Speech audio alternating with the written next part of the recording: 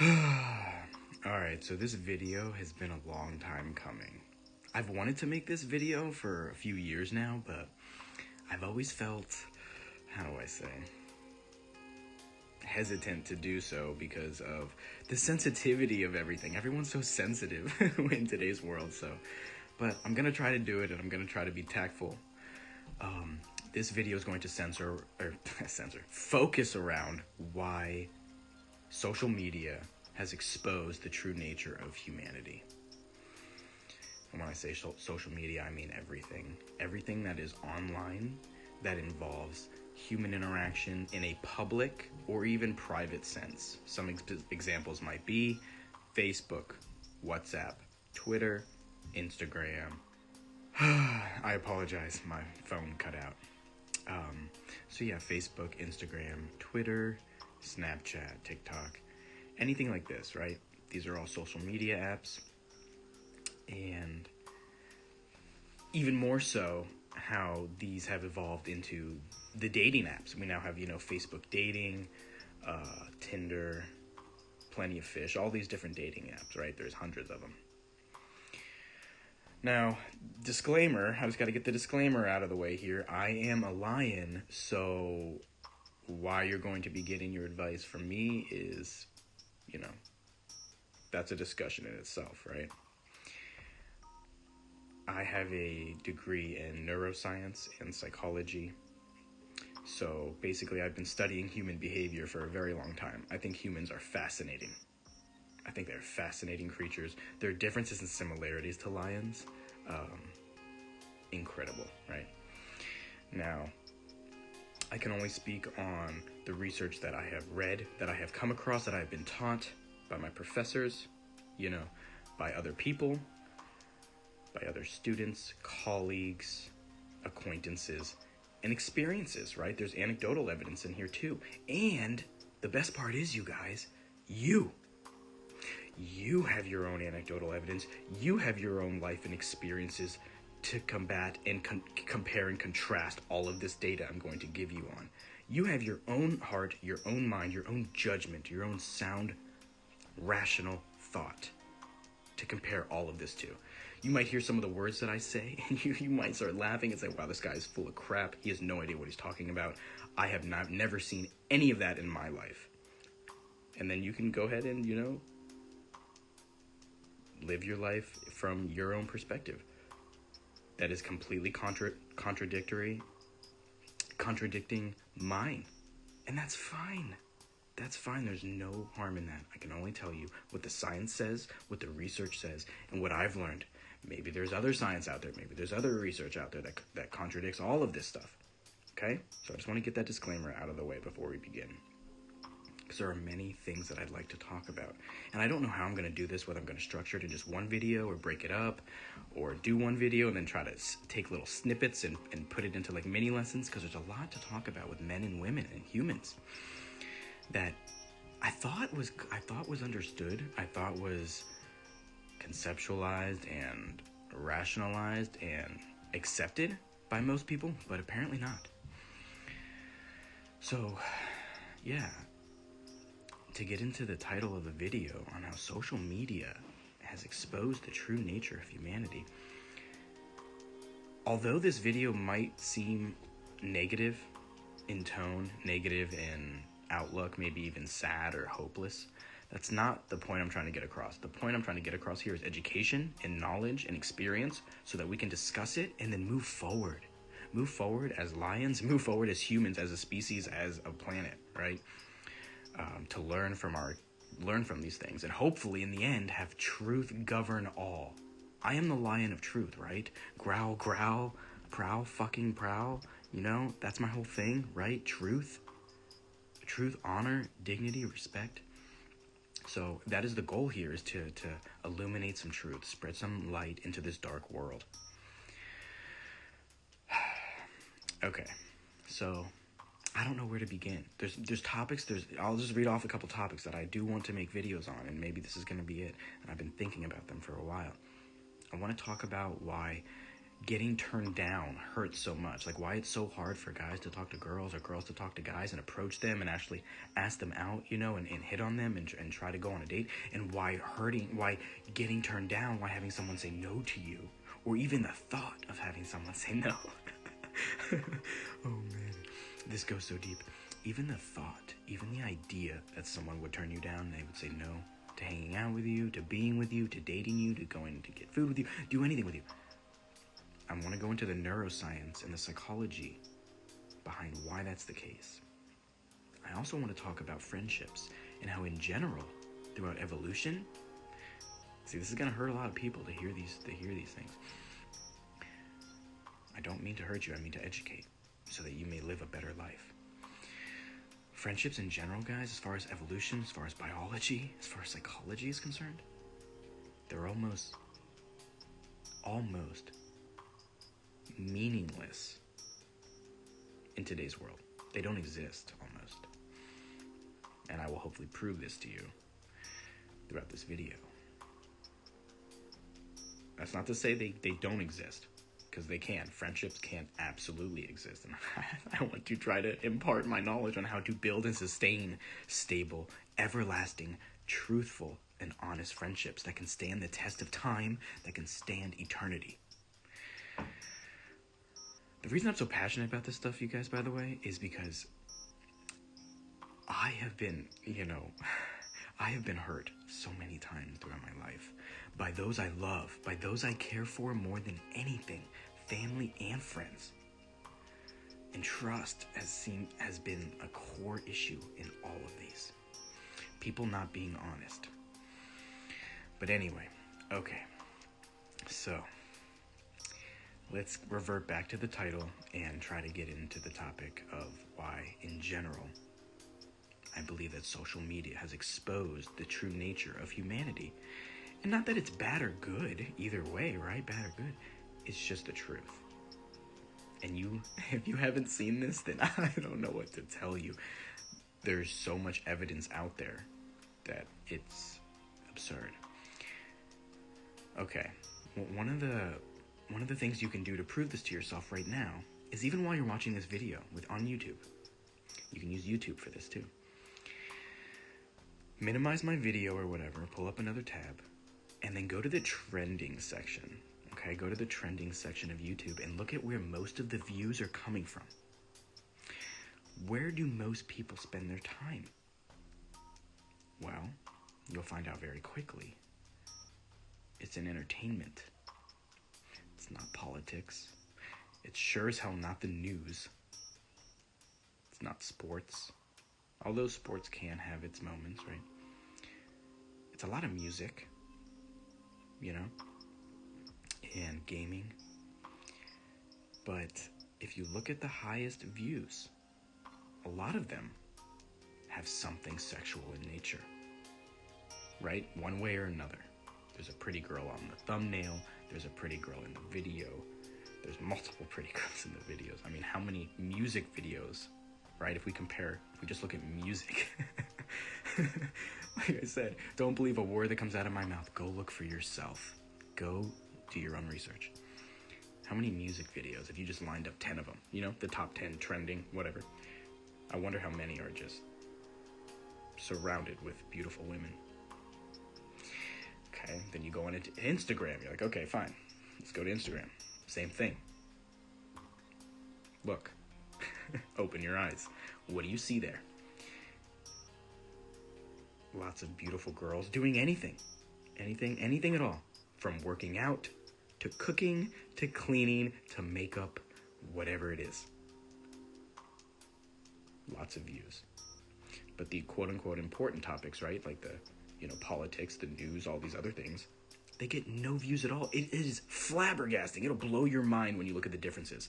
Like the president will post a new video. The president of the United States of America will post, I don't know what your views are in America, but a president, and look at other countries too. I'm sure it happens with them as well. They post very important videos and they'll get like a few thousand views, maybe. And then someone posts a new TikTok or a new, Fortnite video and it gets 3 million views in one day. And don't even get me started on science, man, and technology. It makes me so sad. Like, the beautiful things that are happening with Tesla and SpaceX and NASA and all this, they should have millions of views. Not only views, forget about views, the budget. Like, the budget of the United States, like, so much of it goes to war. And I think it's less than 1%. Someone has to correct me if I'm wrong. Correct me if I'm wrong on any of this, right? I think it's less than 1% of the budget of the entire United States of America goes to science and research at NASA. That's so fucked to me.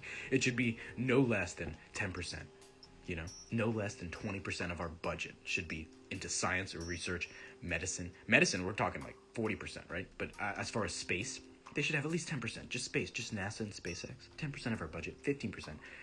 All going towards the stars. All going towards the moon, right? To helping us become a multi-planet species, a spacefaring species. Because no matter how good we take care of the Earth, you guys, it will explode. It's going to die when the sun explodes in like 2 billion years, right? No matter how good we are, we're going to have to leave eventually. And I want to start helping now. Why can't we start helping now if we're going to have to leave soon anyway? We're not going to leave in 1 billion years, guys. We're going to be out of here in like, I'd say 1,000 years. People are thinking it's happening like this decade and stuff. No. Like, actually, we might get to the moon and stuff, but I'm saying actually get out of here and like past Mars. Past Mars. You know, we're looking at over 1,000 years. At least. Because we need to gain more resources. But anyway, back to the topic at hand. So you go into any social media, man, and look at what all the views are. Think about what you like what your desires are, personally. I'm all about truth, right? I am first to tell you, I think women are beautiful. I love women. I absolutely love them. I feel like I am half of a whole. You know, as a lion, I'm always looking for my lioness. My Princess Zelda is what I call her. Because I love the Legend of Zelda. Princess Zelda is like my favorite incarnation of a female ever. She holds almost everything that I would want in a girl, right? Her wisdom, her beauty, her love, her care, her ferociousness, right? Her ferocity that she can exude. But on a day-to-day basis, she's just the most humble, beautiful, kind, sweet, nurturing, loving. Yeah, Princess Zelda. So I adore women. I always have, ever since I was a little lion cub. And I guess technically you're still seeing me as a little lion cub here on this video. I should have not a full-grown mane, but I should look much older than this image is showing here. Unfortunately, the software I use only has a lion cub available. But I plan on using it forever and being a part of this community because I love this animation. I love these things, having avatars. I think it's the future. And hopefully I will inspire them, and you guys can help inspire them, that we want a big lion. We want a full-grown lion here. You know, we should have different animations. He should be able to sit just like this, right? He should be able to lay down. He should be able to be on his side. Like, there should be so many different things. He should be able to lay on his back if he wanted, you know. There should be an immense amount of customization and, you know, freedom with these avatars. But for now, I've done what I can. I put the crown on. I changed the colors, you know, of the eyes and the colors of the crown, right? The blue, purple, and green. My 3 favorite colors, by the way. In no particular order, by the way. I did the green on the eyes. I think I originally wanted like purple or blue eyes, and I tried, but it didn't stand out enough, so I ended up going with the green. But anyway, guys, I apologize. I digress. So, okay. And, you know, obviously people are going to argue against this and say, oh, well, people look at all these other things too. There's many other important things out there. And that's true. That's absolutely true. I'm just talking about, in general, I wish this data was, you know, released. I just want to know how often people are on Tinder and these dating apps and texting. Like, how much of communication of humans in general, percentage-wise, is sexual in nature. That's what I want to know, right? That's what this comes down to. I am limited by the resources and technology of my time, obviously, as most men are, as every man is in his time, right? Unfortunate. It sucks to see into the future or want information that's only available in the future and you cannot obtain it. Oof, it's frustrating. So I wonder, all percentages of all texts, all emails, all everything, every picture ever sent, right? Every time someone opens their phone, what is the intent? how much of it is sexual in nature? How much of it is hidden sexual tension, right? You never know behind someone's laugh, behind someone's smile. So if I had to put a number on it, personally, I'd say about half. Probably half. I'd be ecstatic, or I'd be flabbergasted, shocked to know if it's any direction in either way. No, it's not true. Only in one way would I be shocked. If it's less than 50, I'd be shocked. Anything less than 50, I would not believe. I would not believe it because of my own experience, you understand, and my own research, and my own knowledge, and what I've been taught. See, here's the thing, guys. Here comes the evolution. Here comes the neuroscience. Here comes the human behavior. A history lesson, if you will. You gotta think. I always think in time frames, like everything exists on a spectrum, right? From like left to right, extending into infinity, right? Or you can do up and down if that suits your fancy. For me, I like to think of spectrums. Everything I talk about is dichotomous, right? It has a dichotomy. I put them on the left and right across my mind, visually in front of me, whatever. I think about time, going back and going forward. So going back as far as I can, as I can like conceptualize, is quote unquote the Big Bang, which is everything that we know is condensed into one little speck and then exploded infinitely in all directions and created this universe that we are in, right? Okay, and then eventually some of those particles came together naturally because of gravity, the force of gravity pulling things together. And they formed galaxies and then planets and stars and all this good stuff, right? And we eventually, after all that, the elements kept combining and recombining and exploding, and this cycle repeats over and over for billions of years. That gave way to Earth, gave way to life, gave way to plants, and then eventually us. You have to think of that timeline of how our consciousness, it had to come from somewhere, right? Like, we didn't just show up, like thinking and thought and patterns didn't just show up out of absolute nowhere. It was a constant, gradual evolution of it. And you need to think, what was 99% of our consciousness doing throughout this time of us evolving from whatever you want to think, whether it's you think we started as humans, whether you think we started as fish and primordial soup, whatever. Our consciousness, we've existed for at least a few thousand years, if not hundreds of thousands, if not millions.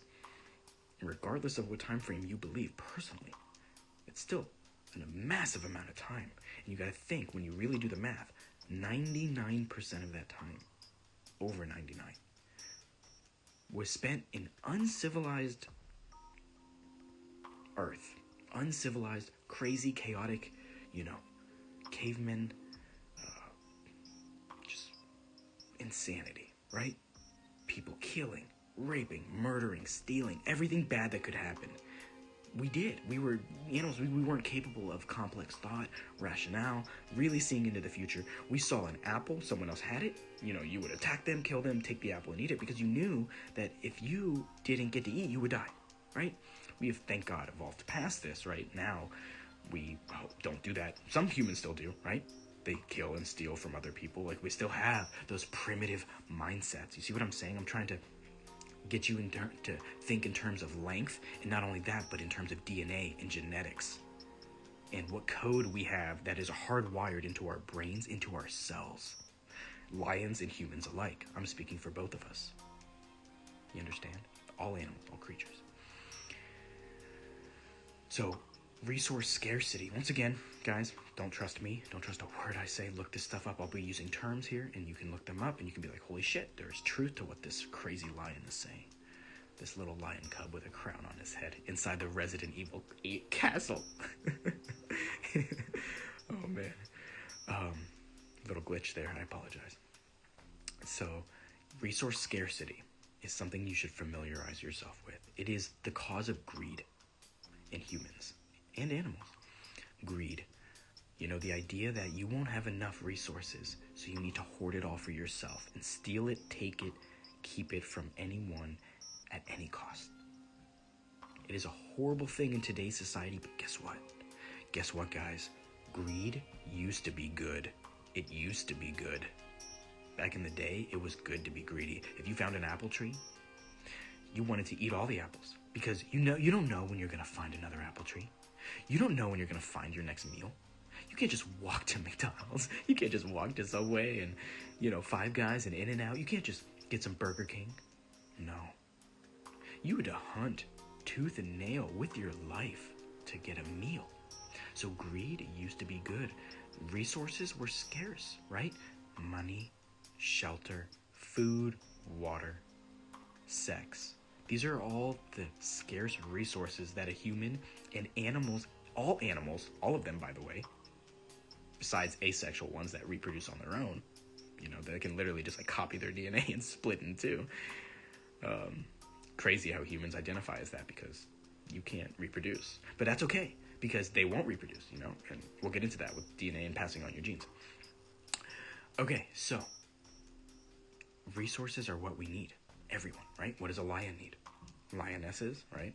10 to 20 of them, by the way, on average. One male lion will have 10 to 20 females with him in his pride. So, food, right? We need delicious meats, water, got to drink water, and shelter, not necessary so much for lions, right? But at least humans and some animals, right? They need shelter, otherwise they will not survive. They are not strong enough. They have not evolved to embrace the elements outside. So resources are the name of the game, guys. So think about it in today's world. What's the most important resource that we have? Think. I'm going to give you 5 seconds here to actually think. Think before you say it. What is the most important, scarce? The idea is scarcity. Scarce resource that we have. If you said food, you are partially correct. If you said water, you are very correct. And if you said money, you are also very correct. I would argue that money is the most important resource that we have. Why? Because it is the thing. It is the resource. In it of itself means nothing. You can't eat it. You can't use it for shelter. It's not a weapon. It's not going to help you survive. On its own, taking pieces of paper and trying to use that as a weapon will not work. Its intrinsic value is 0 as far as survival. However, money is the resource that obtains you all of the other necessary resources. You see why it usurps everything? It usurps shelter, food, water, sex, everything. Because it alone can give you all of those. All of them and more. If you just have water, that doesn't mean you have food. That doesn't mean you have money. That doesn't mean you have sex. You see what I'm saying? If you just have shelter, that doesn't mean you have any of those other things. Money is the most important resource that we have evolved as humans to have. Or as you humans have evolved, right? I'm still a lion. Growl, growl, baby. I just need food, shelter, and sex.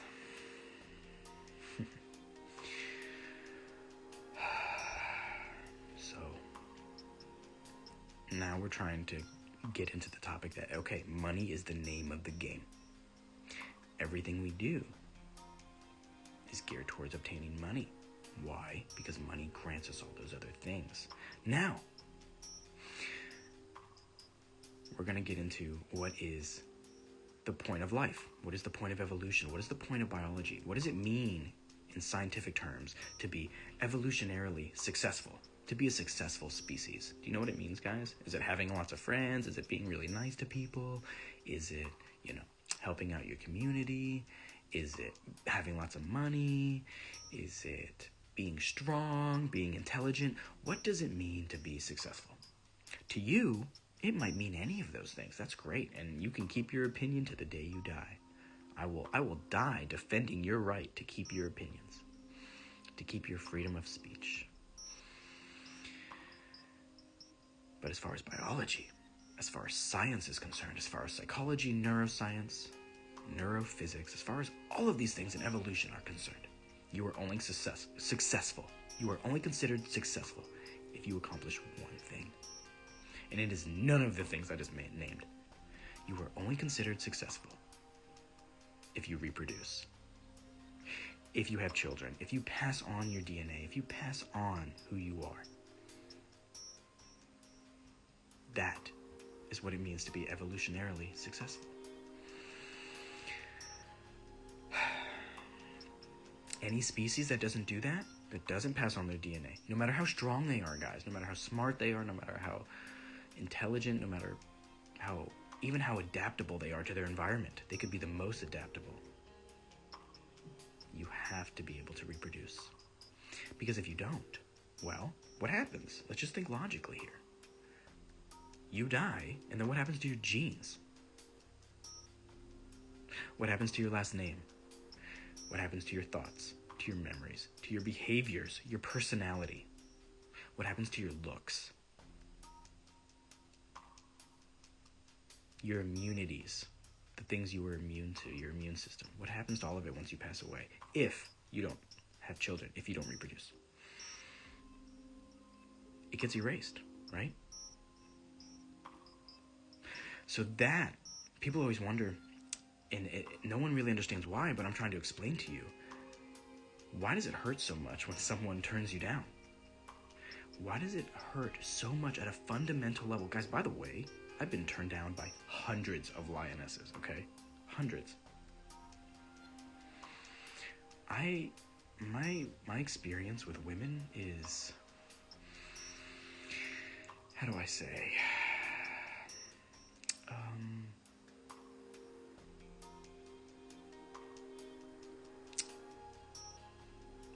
Vast, maybe is a word. Extensive. For as much time that I have spent with them, I still am confused by them in a lot of ways. But I just want to let you know that I'm coming at this from not only a research perspective, but a experience perspective. I've lived through this. Why does it hurt so much when someone, a guy or girl, or whoever you're into, if you're a cucumber, a strawberry, if you identify as something else, right? When something you like turns you down or rejects you, why does that hurt so much? You know, why is it? I don't know if you guys experienced it. Maybe you guys haven't. Maybe you get with every single person you ever try to hit on. But for me, I've been turned down by hundreds of females throughout my life. Hundreds. I'm not ashamed to admit it because it's the truth. I'm not going to tell you how many have been successful. Maybe one. But hundreds I've been rejected by. And you got to think, you feel it inside of you, right? In such a deep way, like, oof, she said no, ouch. Well, I'll tell you this, first of all, it gets much easier as you go on, right? Especially as a guy, like, it just gets so much easier. The more no's you hear, it's just like, okay, whatever. You're in the same position you were now. Like, if ever I'm talking to someone, man, and they see a girl, they think pretty, whatever, I'm like, dude, like, go talk to her, man. Go, guys.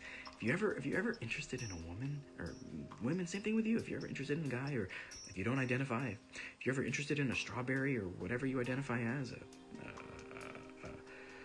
a tree, whatever, go talk to them. Because, okay, worst case is they do say no. That's the worst case. And guess what? You're in the same position that you were right now.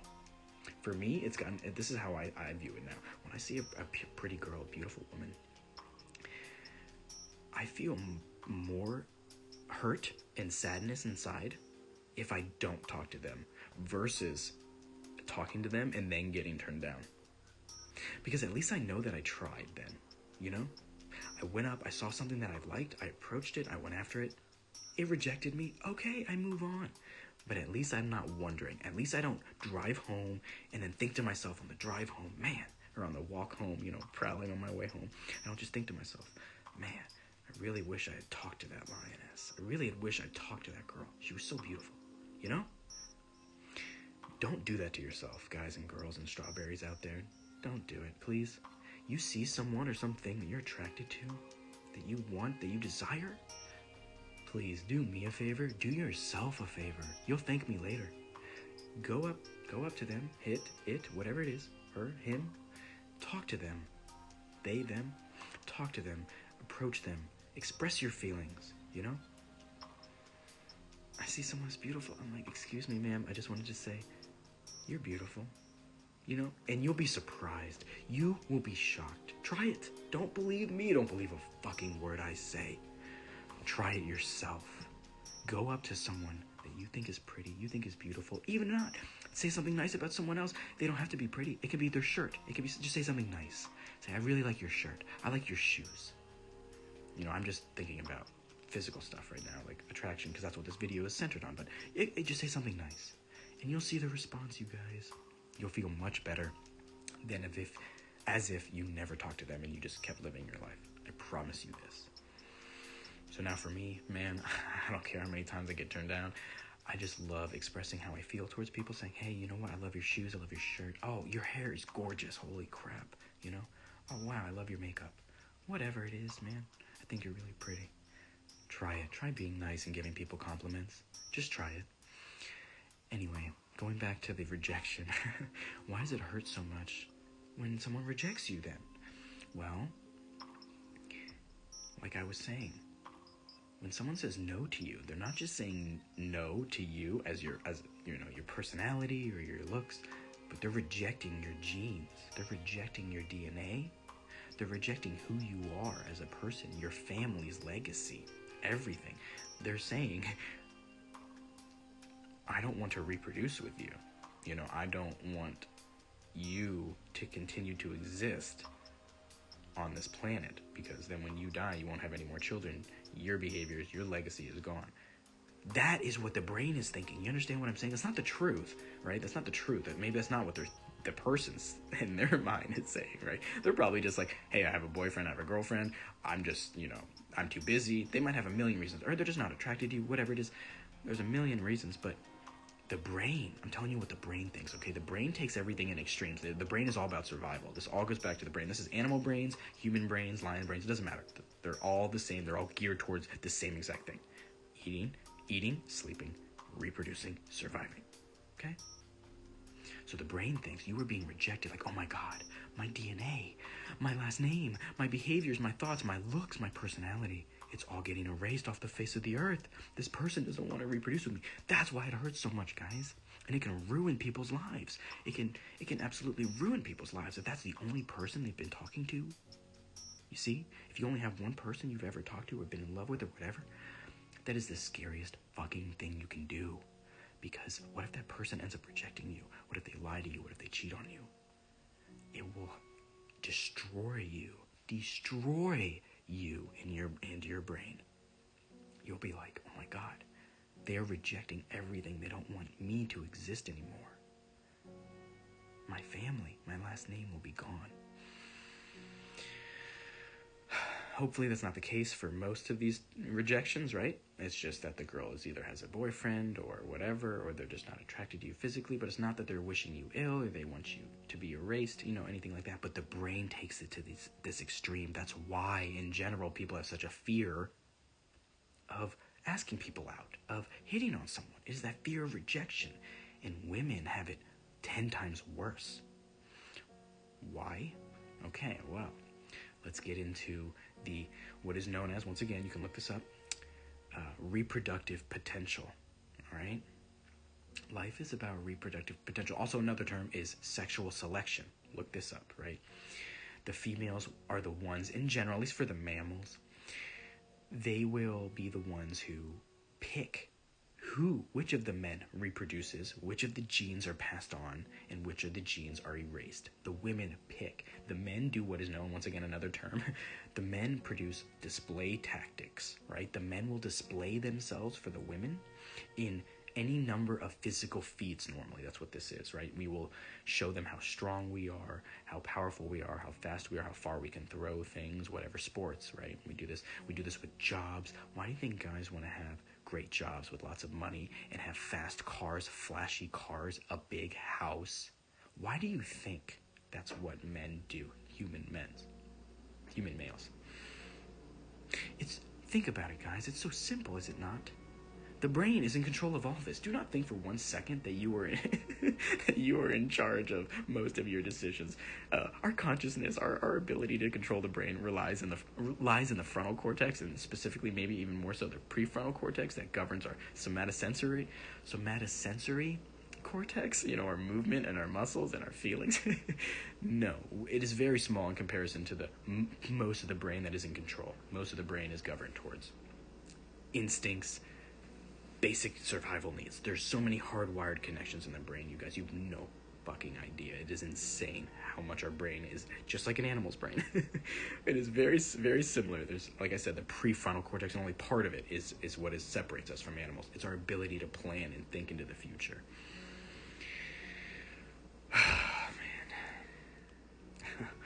Okay, so getting back to the display tactics and sexual reproduction, reproductive potential and sexual selection. Men will gather the resources, right? We talked about the resource scarcity. We will show the women that we can provide for them. The big house, the flashy car, the good job, it all signals what to the girl? The girl says, in her brain, it goes, oh, he has all the resources. This guy has the scarce resources that I need as a woman to reproduce, to have a baby, to have a family, right? So you got to think, well, where do you think women gravitate towards throughout time? What kind of men do you think they've gravitated towards? Gee, I don't know. Don't believe me. Go look. Go open a book. Women like what? Big, strong, powerful, wealthy men who have lots of money and resources, right? That's who they go for. But most of the time, those men are not the quote-unquote nice guys who treat them very well, because they have a selection. When you're that powerful as a man, you have a selection of women. You have hundreds, if not thousands of them, ready to go. But that's not how it is for most men, right? Most men marry the first thing that shows them interest. Most men will stay with the first girl that shows them any interest, because most men do not have opportunity. Most men do not have selection, right? They don't have a lot of girls chasing them. So they have to just go with what shows up to reproduce. The brain will go with whoever. If a girl shows interest in a guy, he will go with her. Don't believe me, you've probably seen this yourself. How many times have you seen a guy you've never known, he never had a girlfriend ever, and then he gets one, the first one, and he just head over heels, madly in love with her. He'll do anything to stay with her. Have you ever experienced that? No? Oh, well, I have. Many times. Many of my friends, my own family members, okay? And the research backs it up as well. Men will do whatever it takes to be with a woman, because once again, we can't do anything without them. We need to reproduce, and we need a woman to do so. We can't do it on our own. We can gather all the money, all the resources, everything, but we need the woman, right? That's the end goal for a guy. So don't get it twisted, ladies. Never be confused about men. We are simple creatures, okay? Very simple. We want one thing. So, men will do this, right? Get as strong as they can, as big as they can, as powerful, right? Because that's what wins. That's what always has won in the past. But women always, they kind of want that loyalty and that comfort and everything. And they'll get that from the beta males, right? There's alpha males and beta males that exist in the world. And this is in most species. I don't know about all species because I haven't studied all species. But in most species, almost every one that I've studied, there are alpha and beta males. To some degree, right? Obviously, the more intelligent the animal, or large, I don't know if size has anything to do with it, but in my experience, right? So there's hierarchies and everything, right? Power ladders from the top to the bottom of the food chain, the social chain, the sex chain, it all intertwines. All these things, like I said, they exist on a spectrum from left to right or up to down, however you want to visualize it or draw it out for yourself. So men will do that. That is our line, same thing. It is our reproductive strategies, right? We want to be as big and powerful, as fast, as strong as possible, as thick, hairy, right? To show the women that we can take care of them, we can kill, we can hunt, we can shelter them, we can protect them, and we can give them children, right? Strong children that will survive as well. They don't want no weak little children. Women don't want that, right? Of course not. Why would they? That doesn't bode well for survival. Everything is about survival. That's what the name of the game is.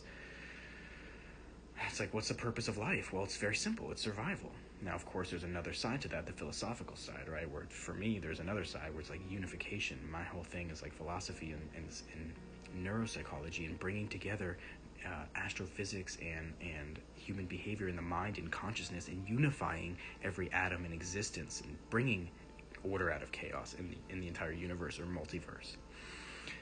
But from a very simple biological perspective, the meaning of life is to survive, right? Reproduce. That's it. So everything we do, when you look at it, society is built around this. Oh, before we get into that, women. So what are women's tactics? You tell me. What has worked in the past for women? What continues to work today? What do women do to display themselves, to show themselves to men, and that they are viable to be a wife, to be a mother? What do? Do they go around showing how powerful they are and strong and fast and, gathering all the resources. Well, in today's world in 2021, this video is April 2021, by the way. In today's world, yeah, women are trying to do that. Quite unsuccessfully, I might add. But in general, no, that is not what they do. That's not what the science says. That is not what research says. That is not what history says. Women focus on their beauty. They focus on their looks. They focus on their nurturing, caring, and nature. Why? Because that's what men desire. We want a woman who's going to be able to take care of the kids, who's going to nurture the children. Lions, this goes across species once again. We want a partner that is going to take care of the children while we are out hunting, killing, right? The hunter-gatherer type deal. This is how we evolved. People always say, well, lion, that's not how things are now. That's not how society's now. I'm like, I know that. I know that. We aren't getting attacked every day and all this stuff. I know that. Men are obsolete in a lot of ways in today's society. We don't have these crazy threats most of the time. But I'm trying to explain, this is how our brains and our DNA is hardwired for hundreds and thousands of years. And you think just in the past, 100 years of this, somewhat comfortable civilization, all those DNA nucleotides, all those sequences, all those genetic codes, all those predispositions are just going to shut off? Is that what you think? You think men are just going to stop being boys? All of a sudden, boys will be boys? You think it's just going to go away overnight? You think masculinity is just going to die? No. It has been, though. It's been going down. Testosterone's been dropping, I believe, like 1% on average every year. Which is terrible. Since, I want to say, in the 90s. It's horrible. This stuff is not going to happen overnight, you guys. We can't just shut off who we are. And our genetics, our evolution, our history. So, yeah, anyway, women will always display themselves. And once again, look at social media. They are all about their beauty and their health because the more attractive a girl is, that's what health is, by the way, it's beauty. And that's what beauty is. Elon Musk the other day said, define beauty, it's health. That's the bottom line. That's the objective answer. Beauty is health, right? As far as humans are concerned, absolutely. Why? Why is someone beautiful? Why does that mean healthy, guys? You might say, why is a pretty girl or a pretty guy considered healthy? Look up, once again, the golden ratio. It's 1 to 1.618. It is the mathematical equation for beauty. Flowers, the way flowers bloom, you guys, they bloom according to this ratio. Okay? This is in nature. This is the beauty in nature. It's called the golden ratio. It exists in humans. It exists in every part of our body, from our arms to our eyes to our face, everything. And it exists in nature, like I said, in flowers. I think some animals follow this ratio as well. The idea is symmetry, okay? The idea is if someone is beautiful, well, their cells reproduced in a very symmetrical, healthy, efficient way where, one side of the face didn't grow a little further than the other side of the face, one arm wasn't shorter than the other.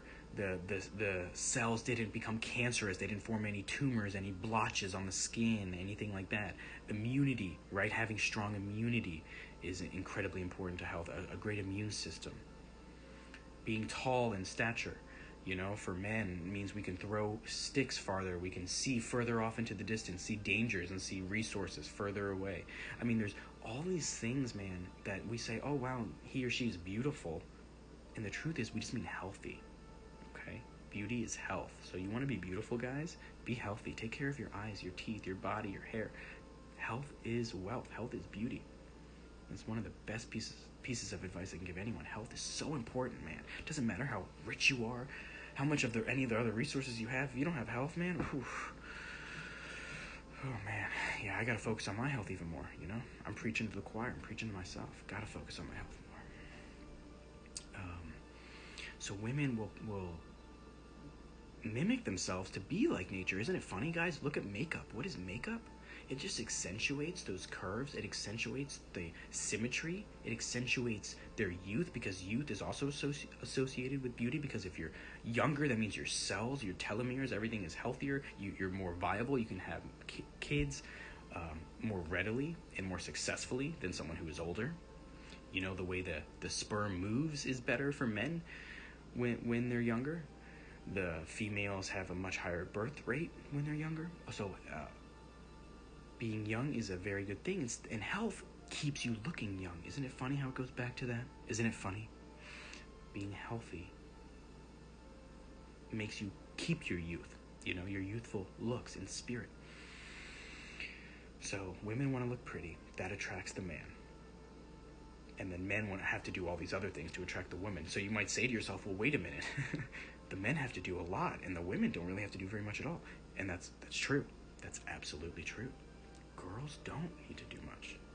They can if they want, right? Like I said, in today's world, going out, they're getting PhDs, they're doing all these things, they're starting companies, da-da-da-da-da-da. That's great. Hey, I always tell them, like, if you enjoy that, if you truly enjoy working your ass off and, paying your own rent and living on your own and being independent, hey, I bow to you. I say, great. I hope that works out for you. Enjoy.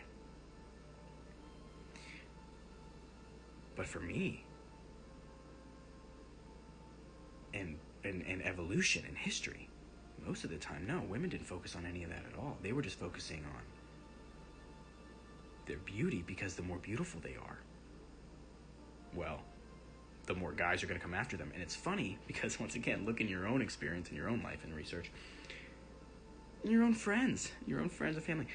Ask them and just observe too, because what people say and do might be completely different things.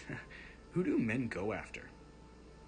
I've never met a guy who's like, man, like, this girl's amazing, I'm with her because she has her own company, she has a degree, she has a college degree, she has her, her own apartment. I've never heard a guy say anything like that. Never. Have you? Please give me video evidence, give me sources, links, anything. I've never heard that in my lion life. I've never heard a guy say anything about a status of a woman. We don't care. Men, we don't care. And in fact, there's actually research out there. Once again, look this up. There's research out there that says that men don't like women in positions of power. We're intimidated by it. We don't want that, because as a guy, we think to ourselves, we're the ones who are supposed to be the providers. We're the ones who are supposed to protect. That's our masculinity. That's our masculine role, to go out and be risky, to take risks. That's what testosterone does. It makes you take risks. It gives you more muscle mass, but it is not good for longevity. It actually, burns through energy very quickly, whereas estrogen, the female hormone, is a protectant hormone. It wraps itself around the neurons, around the axon sheath, the myelin sheath, the axons, and it just protects it. Estrogen is a protectant, a neuroprotectant, whereas testosterone is like a gasoline. It's like a fuel. It burns hot and it runs fast, and then it's out. So men are built, our bodies are built to go out, be risky, do risky behaviors, protect, serve, and then die young. Whereas the women are built to last, to have kids and nurture and survive. Just based on our hormones too, it's crazy. So yeah, men, the simple truth is, guys, men just want beautiful women. And if you're a guy, you're honestly lying to yourself, your DNA, if you say otherwise. At the core of it, of course, right? There's all these other things that we enjoy. Like, I like a girl with a sense of humor. I might like a girl who is inquisitive, curious. That's actually one of my personal favorites as a lion. I love a girl who's curious, who's ready to learn, But once again, that's a feminine trait. Versus me, I want to be the teacher. I want to be the instructor, the protector, the one who shows her things.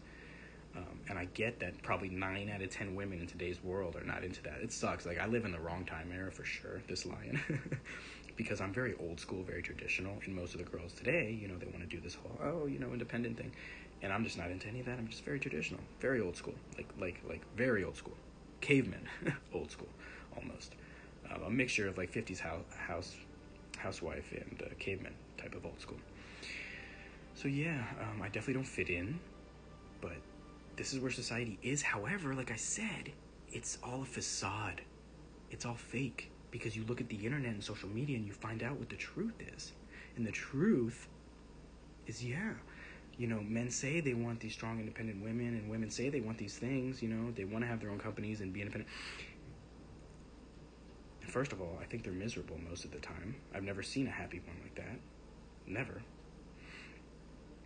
But the men are full of it, because what do they go after? What do they do online, guys? What do they do online? They look at a lot of porn.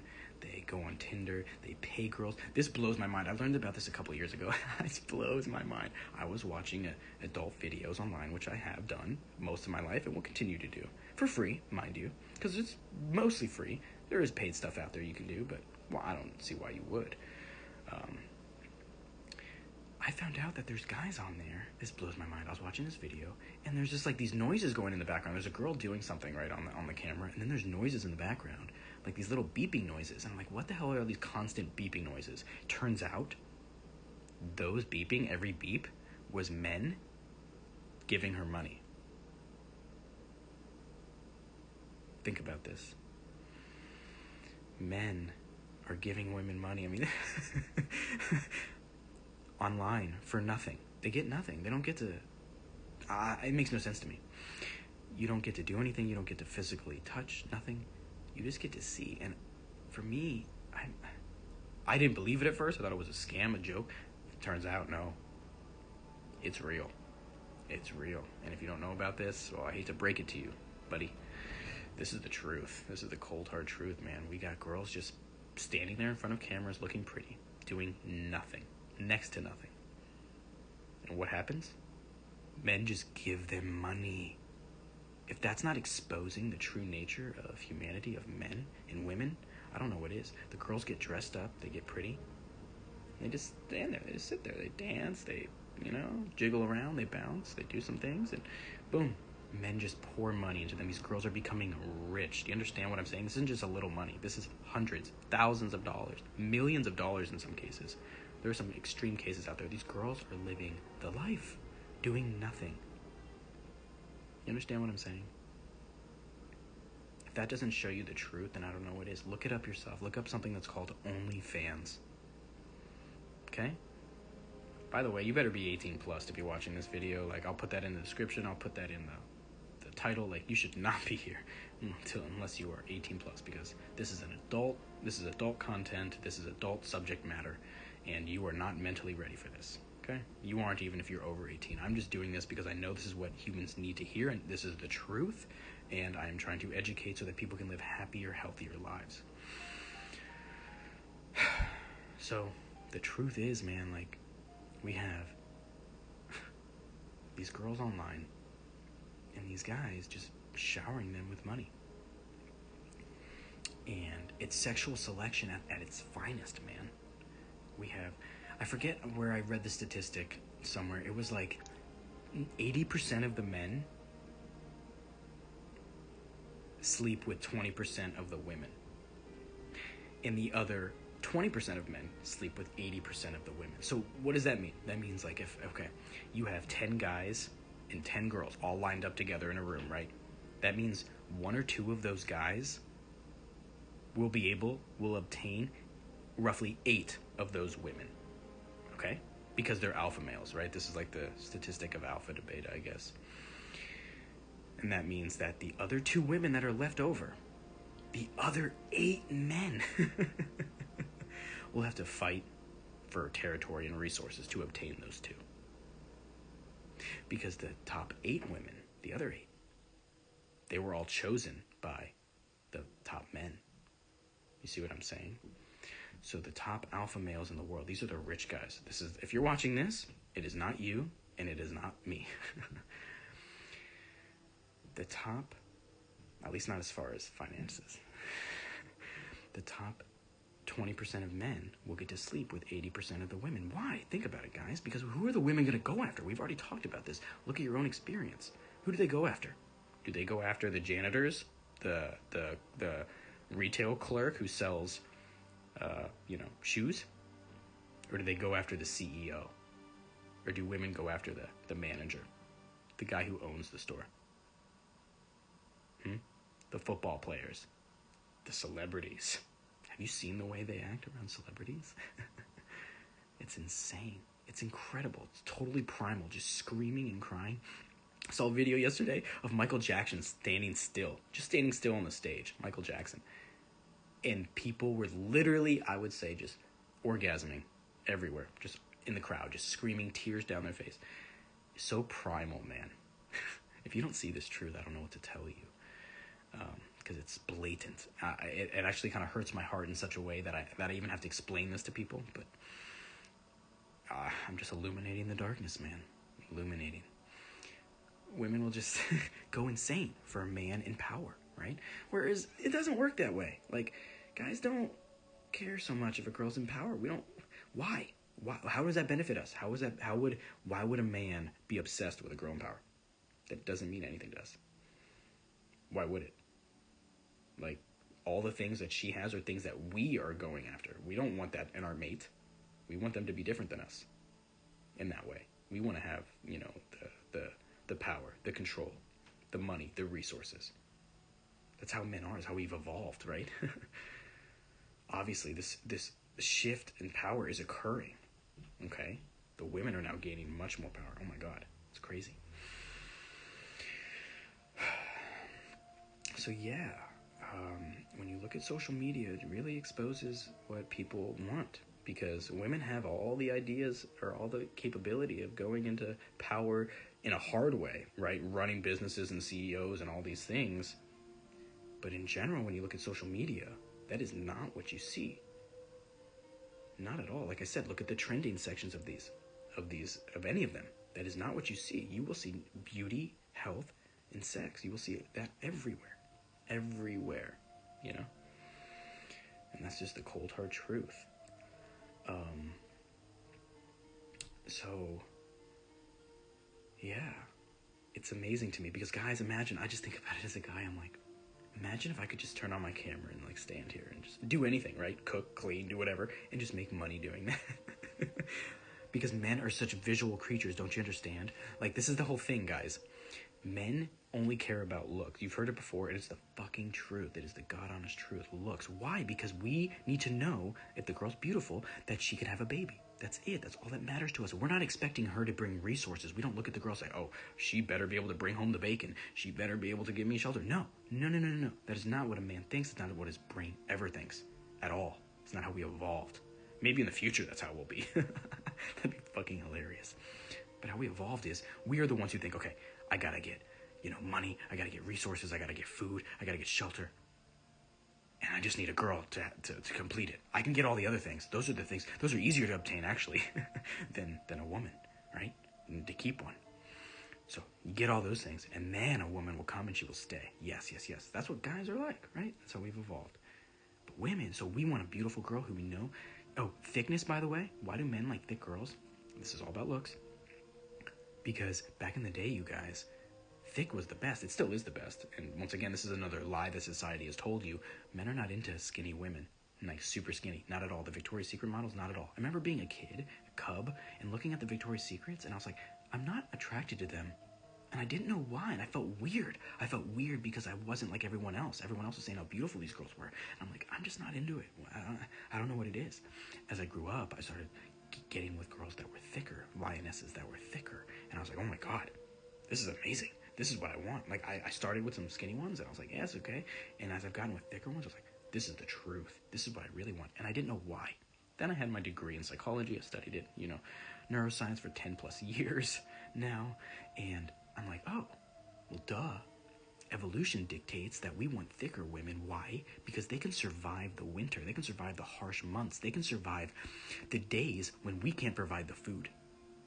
For thousands of years, guys, tens of thousands of years, that's how it was, right? You had your girl in the cave or in the hut, whatever you had, and you had to go bring food. And guess what? Some days you weren't successful. You didn't just go to McDonald's and pick up a burger. No, you had to go hunt, kill, bring back your food, cook it, then eat it. Sometimes you didn't find anything. So if you missed a meal, guess what? Your girl's gonna die. Because if she's too skinny, she doesn't have any thickness on her, she's done. The winter months come, she's done. She's not going to be able to insulate her body enough to keep the heat in to survive the cold months because we didn't have heaters like we do now, right? Man, so it just makes sense. Men evolved to love thick women. We talk about thickness and curves and all this. That's what it is. It signifies to us you can survive, and not only survive, but you can bear a child. You can use that extra body fat, you can use that extra mass, and give us a nice baby. Give us a baby and take care of it, and both of you will survive. So, ladies, Men love thick girls. Of course, there's a limit in both directions, right? There's thick, there's thin, there's healthy, then there's too skinny, and then there's too fat, right? Everything's on a spectrum. You have to be a nice balance, right? You can't be too much on one end and too much on the other. Same thing with guys, right? You don't want him to be too skinny. You don't want him to be too strong, right? There's a nice balance you want. I mean, I would like to be as strong as I can be, but I imagine that's how it is. I don't know. I can't speak for women. Jeez, I never would. I can only speak for what I've learned and what I know, which is very little. I know one thing for sure, guys, and that's that I don't know very much at all. And I don't know if any of you have noticed, but I love how women, when they put makeup on, a lot of times, they look like nature. They look like flowers. They look like beauty incarnate for me. Even when they put flowers in their hair, the different colors, it's like they're mimicking the beauty of flowers. And by the way, once again, where beauty comes into play, that's why flowers are beautiful. Did you know why flowers are beautiful, guys? You think it's just for fun? You think it was just by chance? No. The flowers, first of all, everything has a consciousness. And plants are no different than us. They want to be as beautiful as possible. Why? Because the more pretty they are, the brighter they are, the better they smell, the aroma. Guess what it does? It attracts bees to pollinate them, which is their way of reproducing. See, everything is about reproduction, guys. Nature, when you hear the sounds of nature, birds chirping, when you hear crickets chirping, you know what that is, guys? You think it's just for fun? Is that what you think? Oh, you're so cute. No, guys. That is their mating call. That is why birds chirp. That is why crickets chirp. Now, in general, that's what it is. Do birds ever chirp for fun? I would say yes. I would absolutely say yes. I've spent enough time around birds to know that sometimes it's not just a mating call. They will sing and dance and they will do things that are just ridiculous. And it's not all about reproduction. There's pastimes, right? There's fun things. There's hobbies. There's things animals do that are not geared towards reproduction. And I love observing those behaviors because they're so rare and so beautiful to see. Like, yeah. Okay, so yeah, I just think it's beautiful how women do the whole thing, like the dresses and the flowers, like they're flowing, they're just so graceful, man. The grace of female, of feminine beauty is just, it's unmatched, and it's something that I want. I desire it, because it's the opposite of me. Like I've said earlier in the video, I'm a half to a whole. I feel like I'm a whole half, right? I'm 50%, I'm totally 50%, I'm a whole half of a cake, of a pie, of the yin and yang sign, of whatever you want to call it.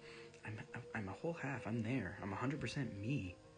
But even being 100% me, my lion self, I still feel like I'm missing a half. I'm still missing a feminine part of me, a feminine energy that I desire to be with, to spend time with, to interact with.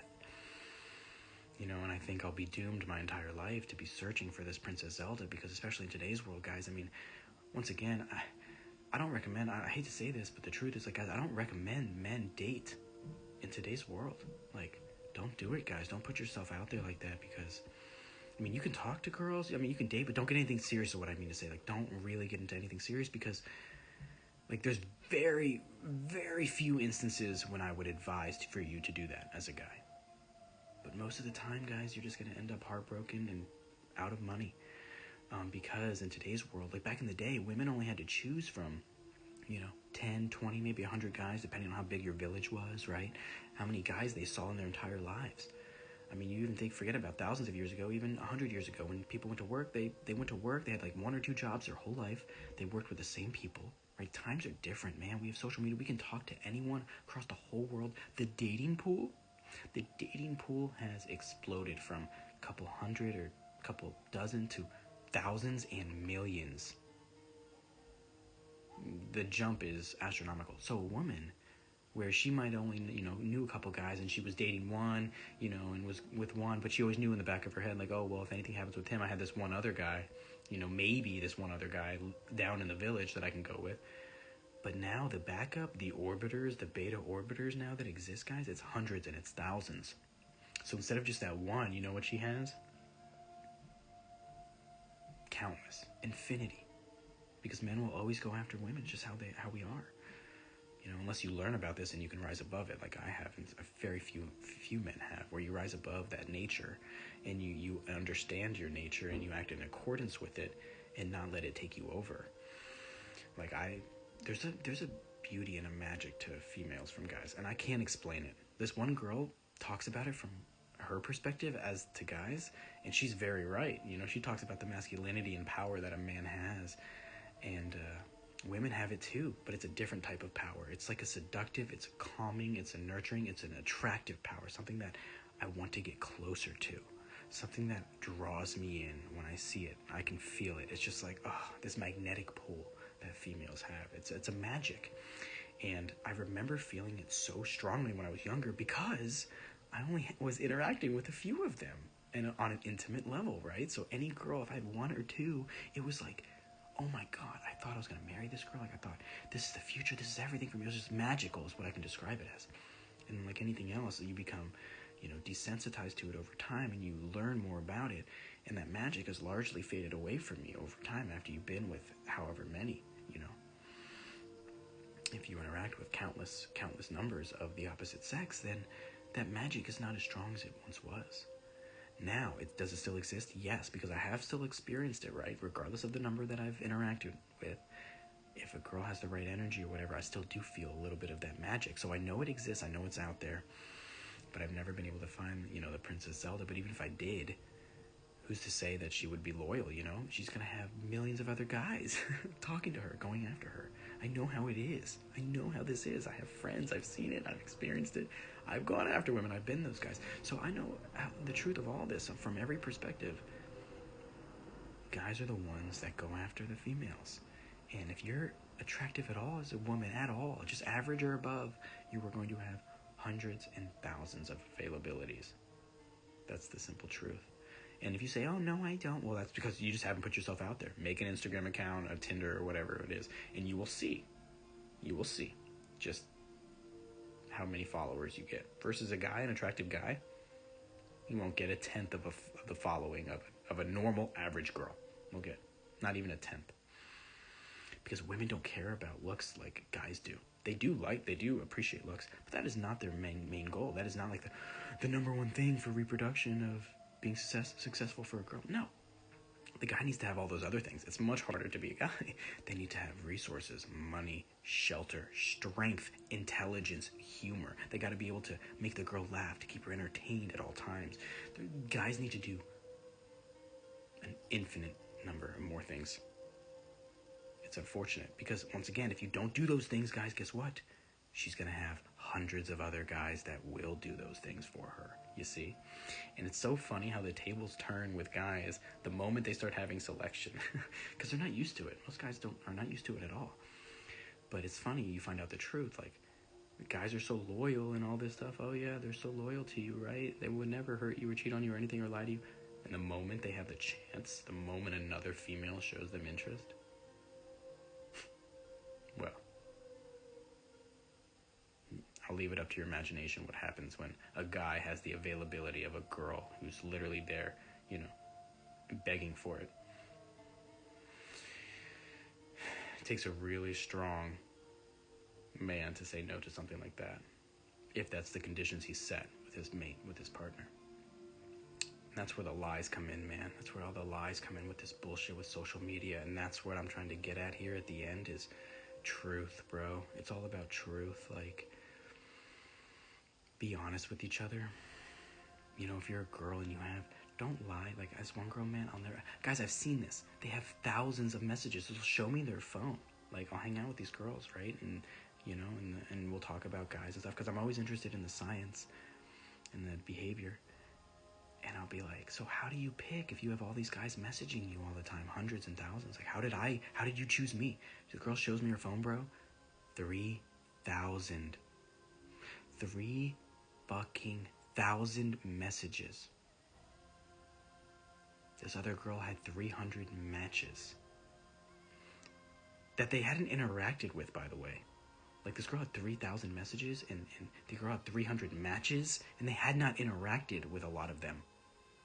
So these are guys that are there messaging them constantly, and these girls just are not even reading them, not even responding to them. Yet they're hanging out with me and they're in my bed. What? This doesn't make any sense, man. It's like, guys, I don't know about you, But I don't have that. Like, I don't have thousands of messages from women, you know, and it could be argued that I'm on the, you know, that 20% of males. I don't have that. Are you kidding me? 3,000 messages. I'll get a couple a day, you know? Man, and it's like, how do you pick the girls? I'm like, how did you end up with me? Why are you here with me? Like, what? Like, and I'm broke too, you guys. So that's what really, like I gotta give myself props too. Like, anytime I hang out with someone, it's like, I'm broke. So it's like, they must, you know, I'm either, my personality did it, my looks, whatever, but it's not my money. They're not hanging out with me for my money.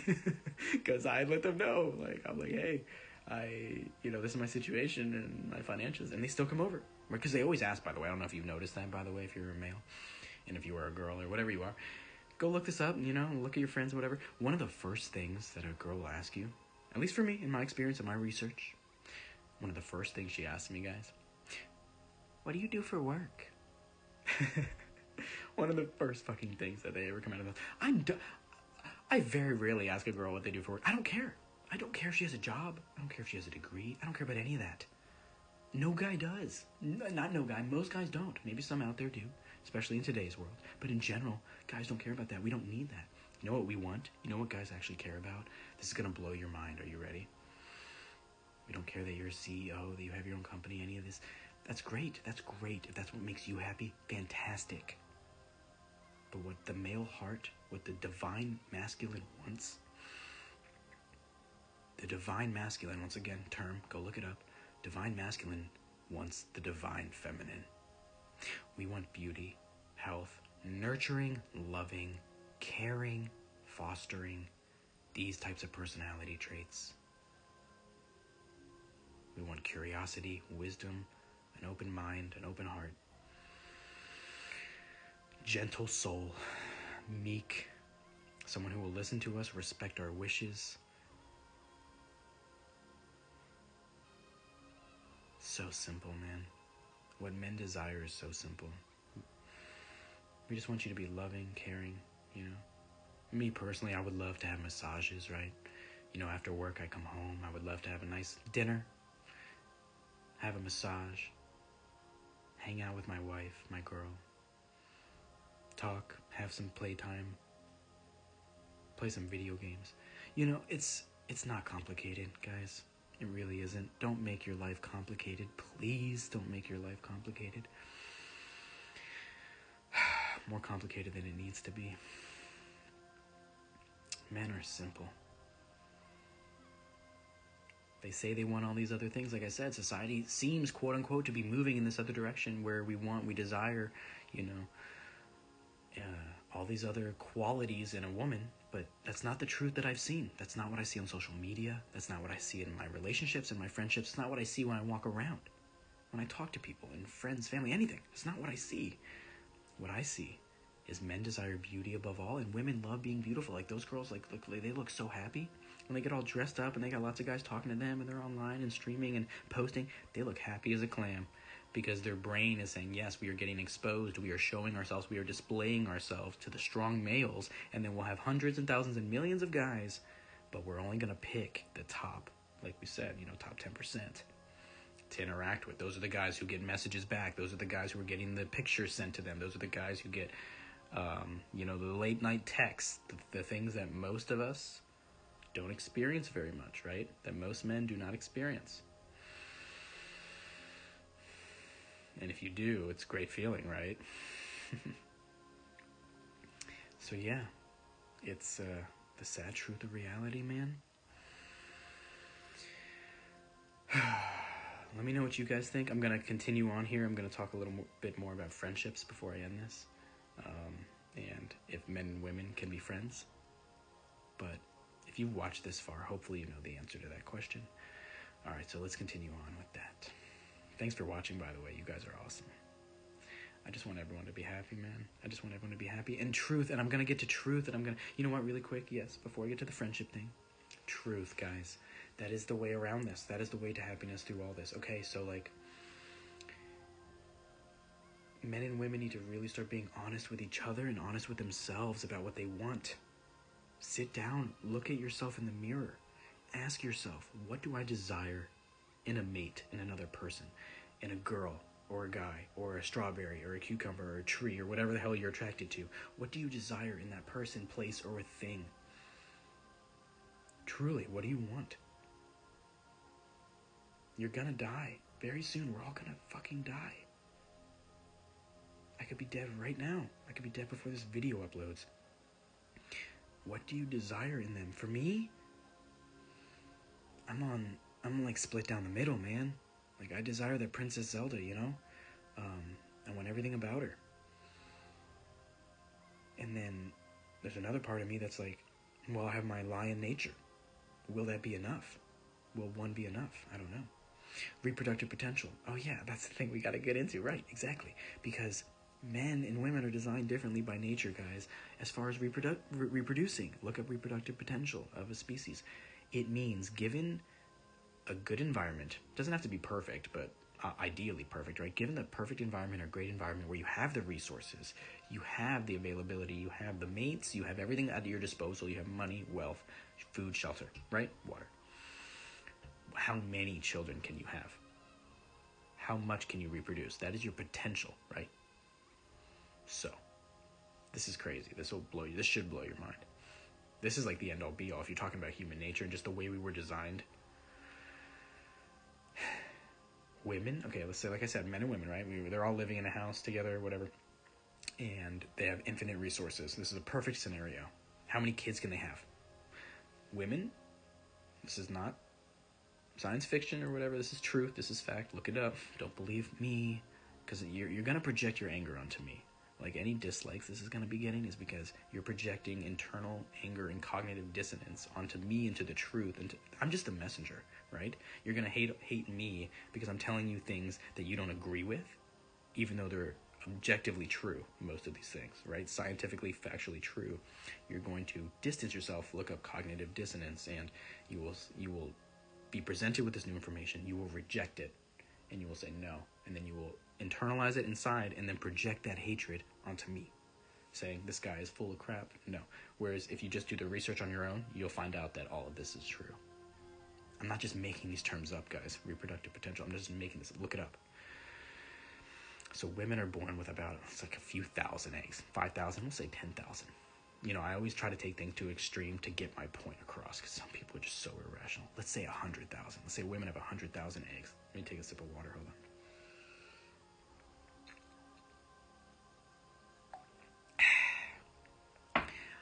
Okay, say they have 100,000. All right, fine. When do they start, ovulating and, passing those eggs? What is it, like 10, 13, whatever? And when do they stop? Like, there's a start and stop point for women, right? They start around, early teens, and it ends when? Normally, mid-30s. Some girls can push it to the 40s, and even some can go to 50s. Fine, we'll say 50, right? We'll say all women are just, super powerful. They can have babies till they're 50, and they started. We'll say 10, right? That's what? 40 years? 40 years of their life? Okay, well, that's 5,000 eggs, right? But how long does it take to have a baby for a girl? 9 months. Okay, let's just say for some reason she's having 10 kids per year somehow, right? Just 10 twins in there, whatever the hell I don't know what they would call it. I call them twins for 2, but no, it's 10, whatever that would mean. Sextuplet or octuplet, what, I don't know. Point is, I'm trying to take this to the extreme of reproductive potential. How many babies could a female ever have in her entire life? Okay, 5,000, 10,000, we'll say even 100,000. Fine. Say she somehow did that. Imagine a female body having 100,000 kids. Yeah, right. Most women, by the way, I think have an average of 1 to 3 children their whole lives. 50% of all pregnancies end in a miscarriage, by the way. Most of the time, the baby just dies before it's even formed. It's like a couple, it's a zygote. It's like a very small group of cells when it dies. 50%. Look it up. It's the truth. So most pregnancies end in the baby's dying anyway, if a girl even manages to get pregnant. Okay, so the extreme case, a female somehow fucking has 100,000 children in her life. Wow, that's a lot of kids, right? You're saying to yourself, holy shit, that's a lot. But you know me, I'm all about the truth and painting the easy to see picture. Okay, what about a man, an average man? how many kids could he have in his entire life? Theoretically, right? Assuming he has all the women available, all the money, all the resources. What kind of sperm count does a man create? Do you know? I'll tell you this. This is an average man. This is not a high testosterone man, anything above average, but an average man.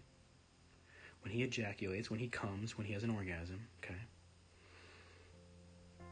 he produces anywhere from 100 to 200 million sperm cells. All capable of reproduction. Every one of them. Not everyone, right? Maybe, 90% of them. So we'll just say 1 million. We'll take it down 100-fold for you guys. Say a guy comes, he shoots out 1 million sperm every time. Well, let me ask you guys. How many times can a guy ejaculate? We'll keep it simple. Keep it real simple, right? We'll say once a day. We'll say he comes once a day. Okay. Well, when you do the math, assuming he had 1 million women available and the scientific equipment to extract and separate every cell, they could take every sperm cell, and a guy could theoretically have 1 million children per day.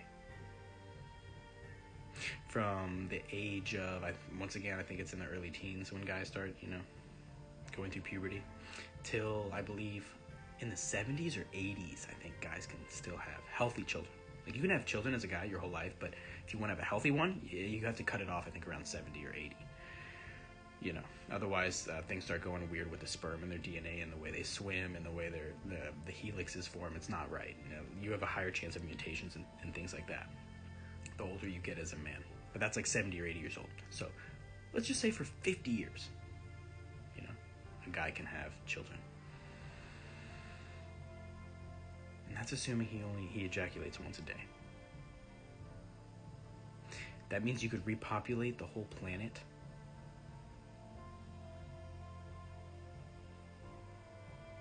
the real truth is you could repopulate the whole planet in a few weeks or a few months. You could have billions of children in a few months if you had, like I said, the women available and the scientific equipment available. So that tells you, or what it should tell you is, okay, what has nature designed us for, right? How have we evolved for all these thousands and thousands of years? Well, it tells you that women are supposed to be incredibly selective, very picky on who they mate with, because who they choose, most of the time, like I said, women only have a few babies their whole lives. And ideally, it's from the same guy, right? If they picked a good mate. So women have to be super picky about who they have sex with. You understand? That's why women are picky. No one understands this, but this is why women are picky. Because their brain knows they can't fuck this up. They can't pick an idiot to have a kid with. Because if they do that, that might be their only chance at reproducing and having good genetics and having a strong family lineage from this day forward. The brain knows this, right? That's why women always go after the most powerful, important, rich men. They want the best genetics out there. They want the absolute best genetics they can get. Now, sometimes those guys are not very attractive, though. They don't have good genes. So there's a disconnect between their money and their resources and their genetics, and that's when the women cheat, right? They stay with the rich guy for his resources, then they cheat with the very hot, sexy guy to get his genetics. That way they have both. They have the genes for the kid, and then they have the resources to raise that good genetics kid. You see?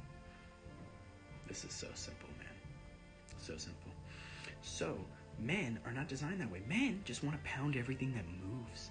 We want to plant our seed everywhere we go, because that's how we're designed, because hopefully one of those kids will survive.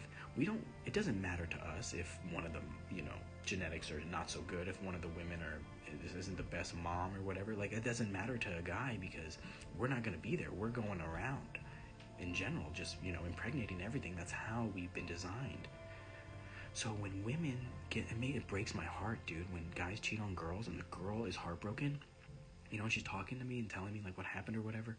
I try to explain to them, I'm like, sweetie, it's not, like, he doesn't love me, he doesn't care for me, he hates me. I'm like, no, he probably really likes you. You know, he probably cares for you a lot.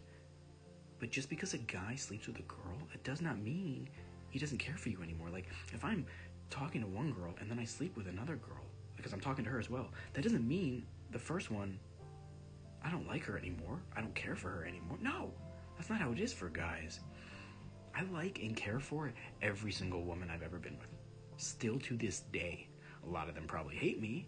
Maybe all of them. But for me, from my perspective, I care about every single one of them. I still like every single one of them. You know, I think they're all wonderful. 99% of them. The vast majority, I think they're all wonderful people. They have kind souls. And I want the best for them.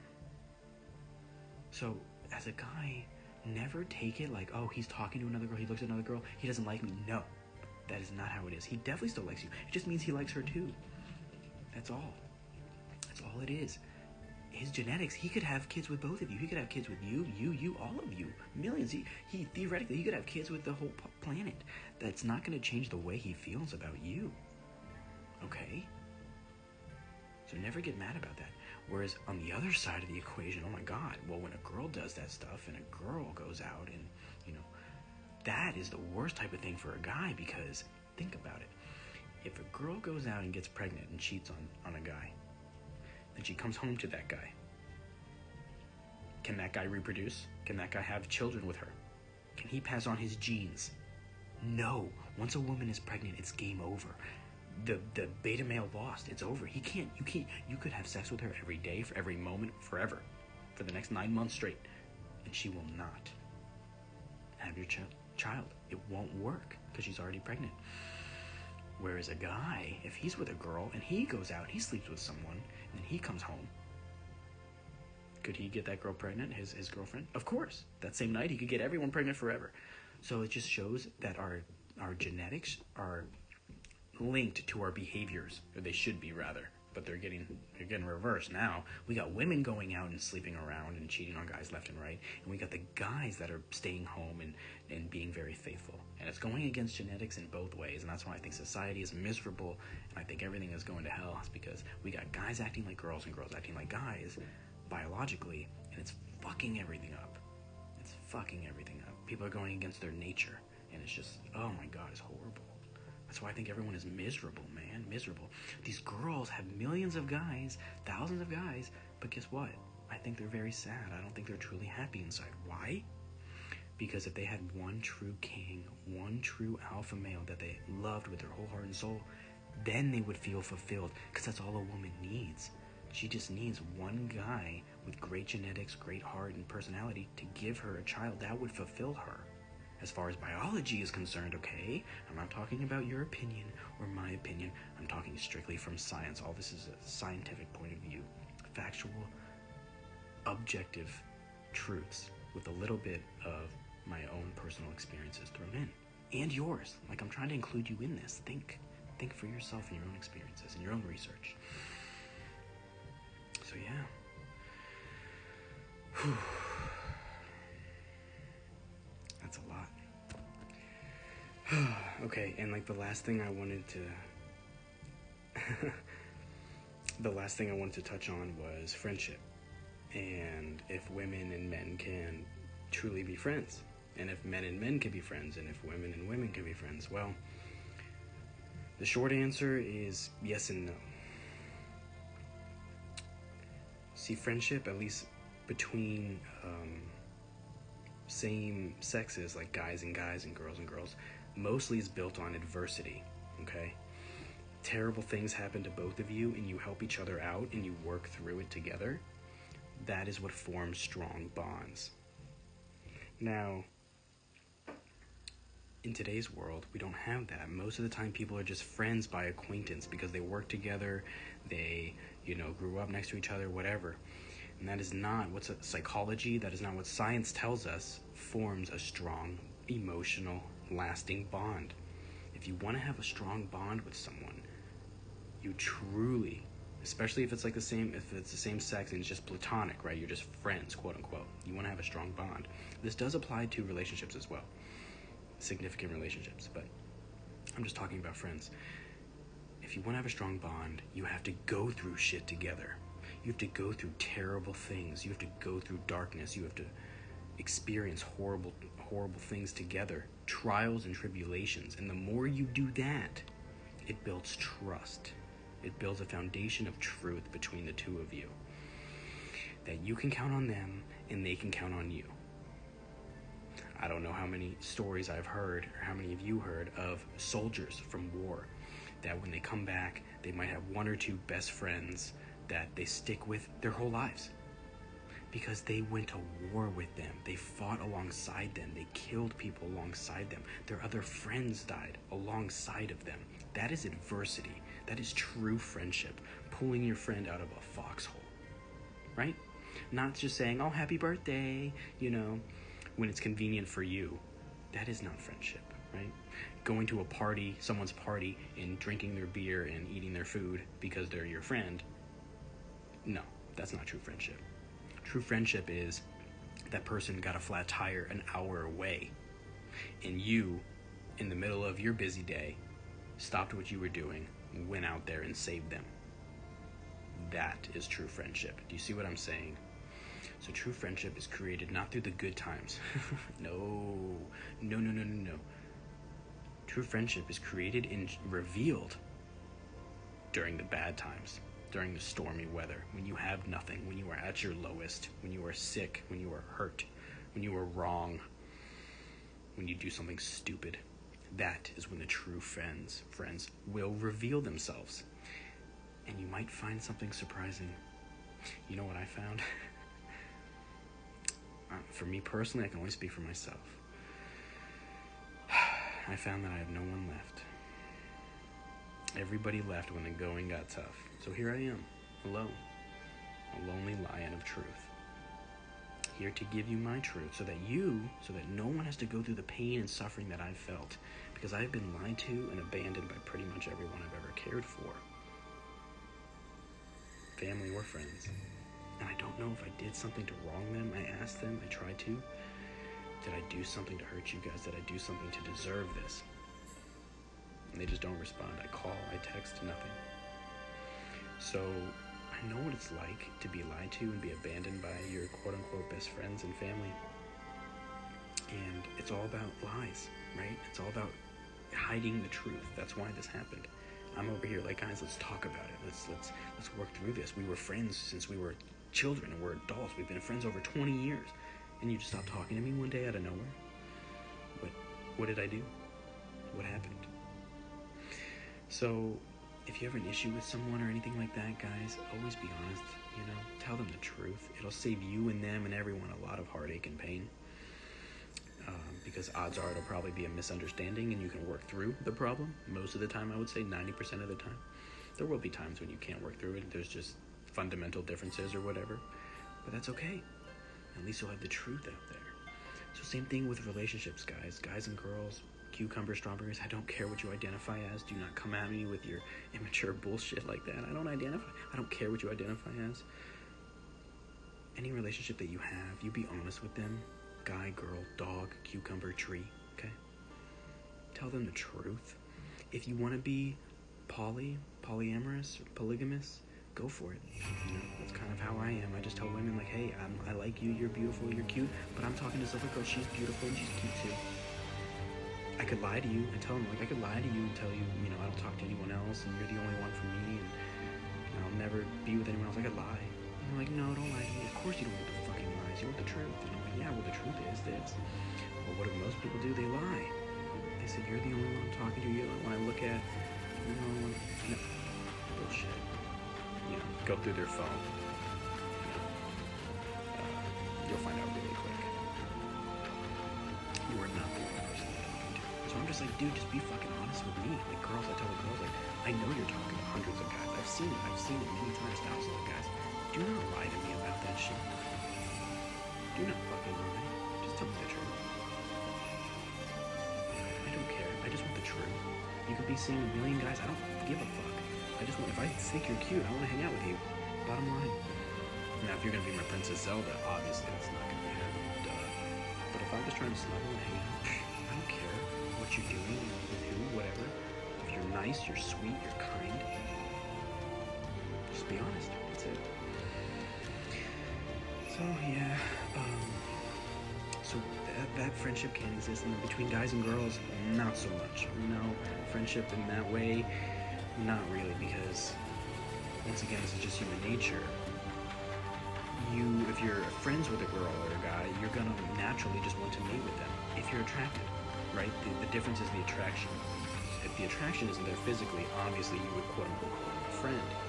But if they're not, so is that what it is? Like, is friendship just defined by who you're attracted to? Maybe. But yeah, guys and girls can't really be friends, because guys, in my experience in general, if we talk to a woman, if we spend time with her, it's because we're attracted to them. I have one friend that's a female. My whole life, I've had one. And the only reason things never happened, the attraction is just not there. That's all it is. If I had that attraction, things would have happened. And then I don't know if we could call her a friend anymore. So otherwise, I've never really, quote-unquote, been friends with women. I love all women. I care for all women. But I would not consider myself, quote-unquote, friends with them. That's not my desire, is to be friends with them. No. You talk to any guy, they talk about the friend zone. You ever heard of the friend zone? This is when a guy's talking to a girl, and then she says, something like, oh, you're such a great friend, or whatever. I wish I could meet a guy like you. Anything like that. You ever hear something like that? You're fucked. You're screwed. Knock on wood, I've never fucking heard that shit before in my life. Because I guess I'm not that fucking nice. I'm really brutally honest. But I do it out of love and passion, obviously. Hopefully it's obvious. I never try to hurt anybody. I'm all about unity, bringing the world together, bringing every atom together. So, yeah, be honest, tell the truth. If a guy's talking to you, ladies, this is very simple. He's interested in you. He wants more than friendship. Guys always have more than friendship on their mind. They're not interested. Why would they? They got their bros to be playing video games and to go to sports. They don't need any girls that are friends. That serves no purpose. It serves no purpose. If a guy's talking to you, he's interested in you. Bottom line. There's very rare occasions, okay? I'm not going to say 100% of all men. No, there are rare. I'm saying in general, okay? You're at the store, some guy comes up and starts talking to you. You think he just wants to talk and be friends? No. He thinks you're cute, and he's trying to be socially polite, so that he can get physical with you. That is the bottom line here. You know why language was invented, by the way? The truth of this.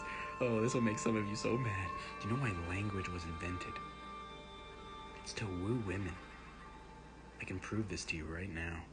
Look at the way we structure the alphabet. Hopefully you're familiar with the alphabet, A to Z, right? How do you say the word A? How do you pronounce it? What's the sound that it makes? Ah, right? Okay, yeah. And why do we call it a vowel? It's the first letter in the alphabet. Why is it considered the most important? It's a primary vowel. Well, this is where A came from, you guys. I want you to do a little experiment for me. I want you to completely relax your throat, completely relax your mouth, your breathing. Just get as relaxed as you can. And I want you to just breathe out of your mouth. And when you breathe out of your mouth, I just want you to be as totally relaxed as you can. Almost like you're going to sigh. You're just going to exhale, and you're not going to move your tongue. You're not going to move anything. Your muscles are going to be completely relaxed. And just breathe out of your mouth. What sound comes out of your mouth? Go ahead, do it. What was that? What sound did you make?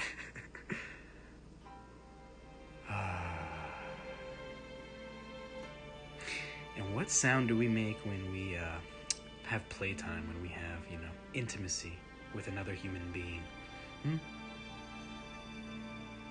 That's right.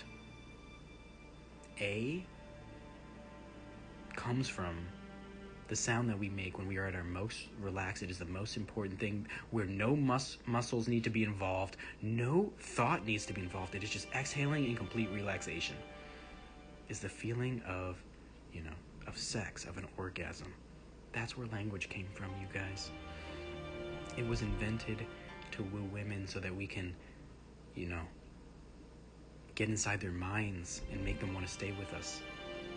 Think about the writings of Shakespeare and all these poets from the past. Oh my God. Beautiful, beautiful words that they used to woo the women. And A, the letter A, the first letter in the alphabet, the most important, the primary, the alpha. The most important sound it makes is a sound that humans make when they have sex. Man, I remember learning this from this PhD. This guy had a PhD, and I forget what his PhD was in, like English or some kind of history English, combination. He studied like the language. I don't know if it's called linguistics or what, like the origin of language. I remember learning this, and I was like mind blown. Like, oh my god, that's where "ah" comes from, the letter A.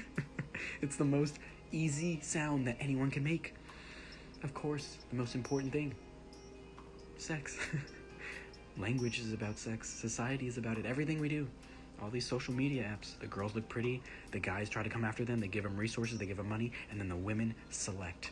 They sexually select the best mates. The strongest, the funniest, the whatever. The most powerful, the richest. Holy crap, man. Oh, God, this video is so long. But hey, it's the truth. It's my truth. It's what I've seen. It's what I've experienced. Maybe it's different than yours. A lot of the stuff I said, like I mentioned, is objective, so I'm sorry if it's different than yours. There is some subjectivity in here, obviously. And yeah, if you have other research to counteract this, if you find out that males only have, 1,000 sperm cells per ejaculation and women actually have millions of eggs, therefore their reproduction has actually been flipped, the reproductive potential has been flipped, you find that, let me know. You find men going in droves after CEOs and high-powered positioned women, you find that, let me know. You find men not caring about looks anymore, just let me know, guys, let me know. If what you see or experience in the world is contradictory and contradicting what you've learned today here. So the goal is, the idea, bottom line, guys, be nice, be kind, be loving. If you want to have an open relationship, you are a man, you understand your nature as a man, you like women, and you don't think you're going to be committed to just one, tell them. Do not lie to them. Women, same thing for you. You want to do your OnlyFans, you want to do your social medias, your Snapchats, your premium Snapchats and everything, and have guys throwing money at you and compliments for you sending a picture of your tits. You want to do that? Fine. Just be honest with any guy that you're interested in, I don't know what guy would be okay with that. I sure as fuck wouldn't be, You'd be out of here faster than anything. I would snuggle with you and hang out with you. But to do anything serious, take anything serious with you, hell no. Why? Because the competition is so fierce. It's fierce enough. What am I going to do? Be competing with these thousands of other guys, millions of other guys online that are complimenting you 24/7, tipping you, giving you money while I'm at work, doing whatever? No. The answer is no. So no matter what it is, be honest, because you will find guys that are okay with that. You will find beta males. You will find betas that will be all right with you doing that with other guys. Any alpha, any king would, he would laugh at that prospect. So, yeah, no, I don't fucking think so. My girl or girls are going to be loyal to me and me alone. I will be the only man in their life, and if I can't find one, well, guess what? I'd rather be alone and just prowl around and growl around and not be committed to anything. Okay? So be nice, be kind, be loving, be honest to everyone. Tell them your intention, all right? What do you want up front? What are you looking for? It might shock you, it might shock you what you really want.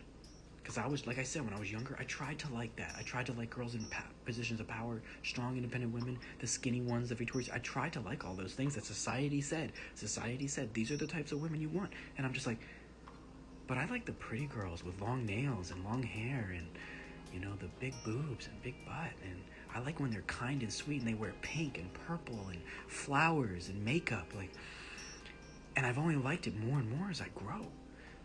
So I'm thinking to myself as I'm growing, I'm like, is there something wrong with me, or is it society? And then I learn about the truth, about the history, about evolution and psychology and sexual selection and reproductive potential and resource scarcity and a growth mindset versus a fixed mindset. I learn about all these things and these truths, and I'm like, oh my God, it's society that has the issue.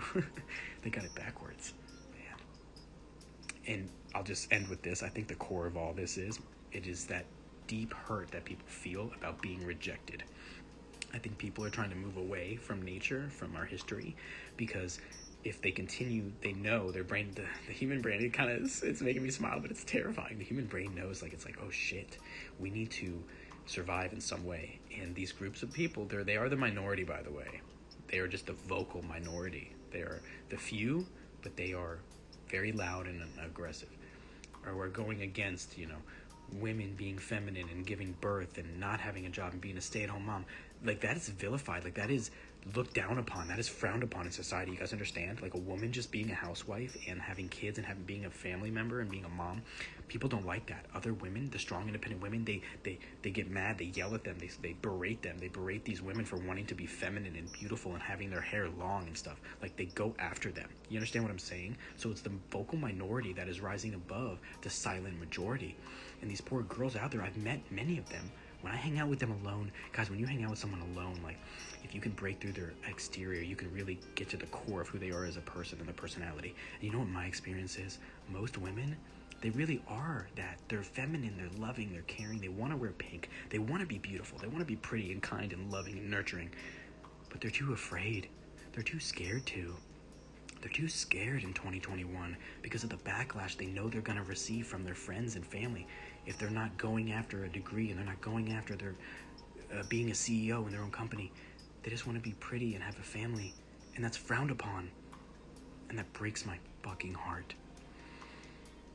Because to me, having a family is one of the most honorable things you can do, and as far as science is concerned, it is the best thing you can do, is reproducing, having a family, nurturing your kids, and spending time together.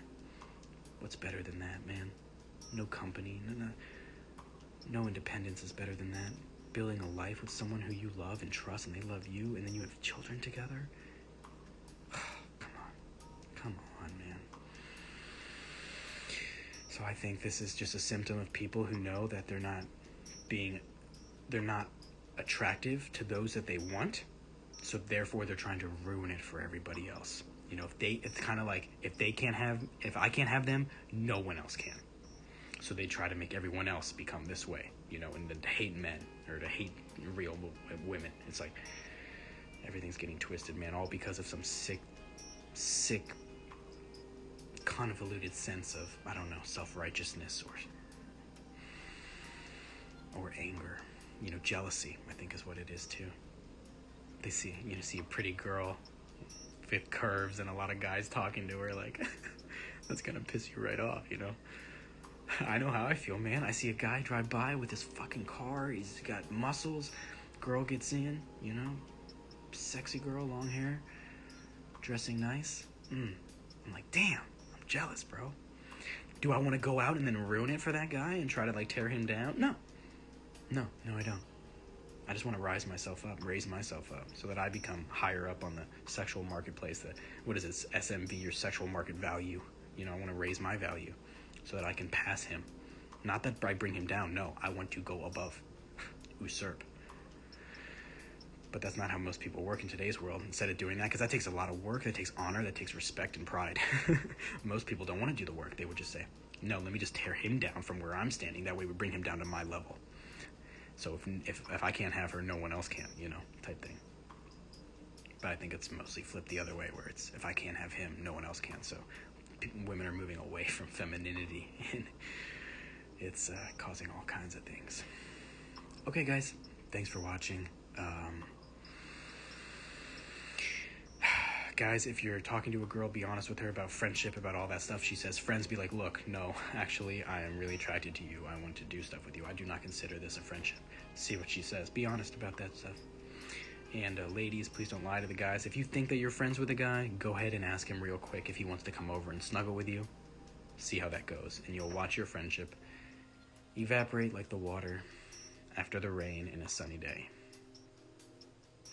Most men are betas, and they are wolves in sheep's clothing, ready to attack, waiting for their moment when they can finally get some from a girl. That's what they do. They hang out in the friend zone. They're called orbiters, right? Think about planets that orbit the sun, right? They just go round and round. They're just always there. That's how these betas are. They just orbit a girl, and they sit there and wait, and they'll be your friend for years, months, and years.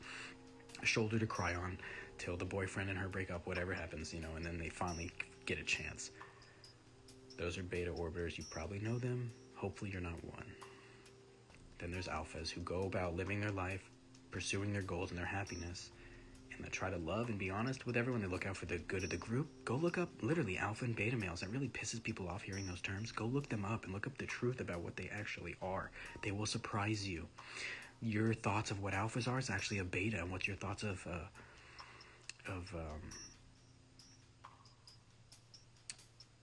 what betas are is not alpha at all. It's just even worse. It's worse than what you thought. Look up the terms. Don't believe me. Alphas care for the whole group. They will sacrifice themselves. They will sacrifice the good of their own self for the good of the family, of the village. That's what an alpha is. That's what a king is. That's what a leader is. You don't want lies. You don't want deception in your leaders and your kings and your husbands. You don't want that in your lion. You want truth and honesty. And that's all you're going to get from me until the day that I die. I love you all, men and women, cucumbers and strawberries, whatever you identify as, every atom, every plant, every creature out there, every alien, every particle, every subatomic particle, every multiverse that exists. I love all realities, all possible realities. I just want to exist in one where it's unified. I want to bring everything together where truth reigns above all. If you think someone is beautiful, tell them.